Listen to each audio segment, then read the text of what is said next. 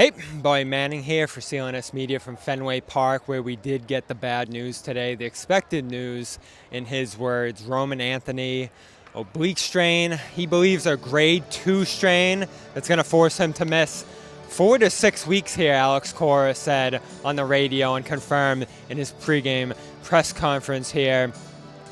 Awful news. Sox lose their leadoff hitter as well as their most consistent offensive force since he got called up. The demarcation line in this season really has been Anthony's call-up and massive success. The Rookie of the Month coming out of August, and just this amazing force. Found money for the Sox team as a superstar. Alex Bregman called him last night, as he has several times, one of the best players in the league already. That's tough to replace, but Alex Cora's message here, just keep going. We keep going. Just like we did Casas, we did after the trade, we keep going. You know, at one point he's going to be part of it, so just got to be patient, but keep pitching, keep putting good at-bats, keep playing. Obviously waiting for Willie to get back, but we're moving around. Massa probably plays a little bit out there. We'll make some match, just like we've been doing throughout the season, so we'll be okay. Yeah, how are you going to fill in right field? Well, both those guys. Well, today's ref, we'll be okay, man. Like Nate is a good outfielder.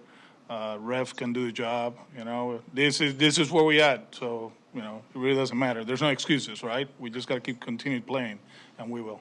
You said on the radio, you said 4 to 6 is kind of the usual. The usual, yeah. Mm-hmm. Alex, Roman's a kid. How psychologically are you helping him through this? What have you said to him to try to keep his spirits up for him? I told him to envision ALCS first at bat. That's what I told him. Just put that goal in your mind, and hopefully it happens. So Cora spoke before this game. They're going to mix and match. Nate Eaton out in right field. Rob Refsnyder as well, an option out there. He's not concerned about the defense. They'll keep stacking together good at-bats, try to find contributions in other places. He said it's going to be the pitching and the defense that lead this team into the playoffs, and that's a good thing. You're probably not going to see Anthony for the rest of this regular season, but they've already put themselves to a point where Fangraphs has them at a 98% chance to make the playoffs at this point, about a 5-6 game cushion, depending on how the results shake out tonight. So missing the playoffs isn't a concern for the Sox at this point. It's that first round series, if that's where you end up. It's just 2-3 games. Is he ready to go at that point? Hard to imagine if it is a grade 2 strain.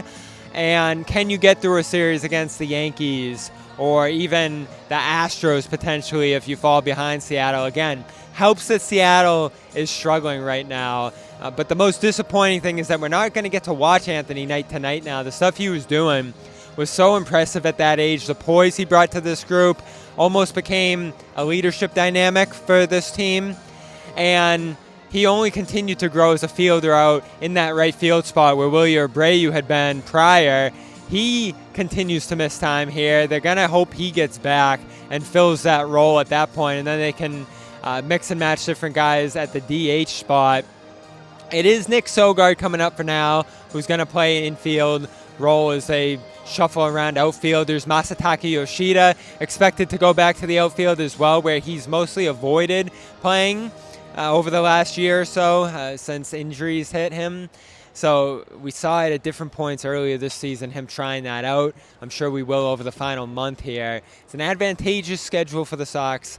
There's a couple opportunities coming up here where they can cement their playoff standing and maybe even continue to push the Jays for the division. But the highest ceiling possibilities for this team were going to happen with Roman Anthony.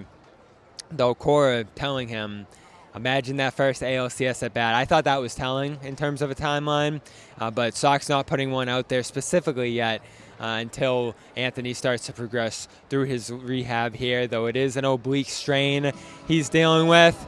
Grade 2, he thinks, which does carry a significant amount of missed time here. So bad news. Alex Bregman spoke before this game, again, stressing don't do too much. Do what you need to do.